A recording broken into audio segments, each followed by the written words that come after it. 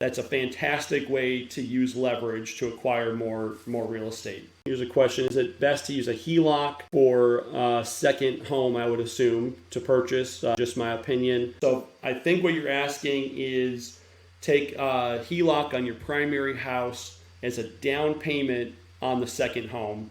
That's a fantastic way to use leverage to acquire more real estate. There are other ways, but I think that's a fantastic option. And as it's related to HELOCs are more likely tied to the short-term federal fund rate. And so over the next couple of months, we'll likely see a reduction of 0.5%. So if you were, somewhere in like the 7 or 8%, you're going to be at about 6.5 to 7.5% interest on that type of a loan. So the interest on that is going to be reduced. As we talked yesterday, HELOCs, you have an advantage on amortization. So there's two factors to consider in repaying loans. You have the interest rate and you have the amortization cost. As you may know, your first payments on a standard 30-year fixed, you're paying almost no principal on your first payment, and it's almost all interest.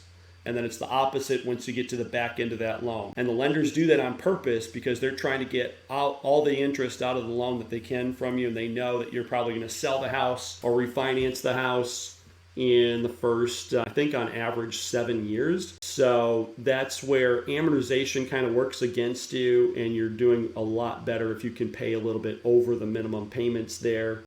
But everything is budget sensitive. But yeah, the HELOC does a really good job allowing you to get ahead of the loan. You're only paying interest on the amount borrowed. So as you pay it down, the amount of interest that you're paying, because it's tied to a smaller principal balance, also goes down, on a per day basis. So good question there. And yes, I absolutely think that's a good idea to use the additional leverage to be able to acquire that other property.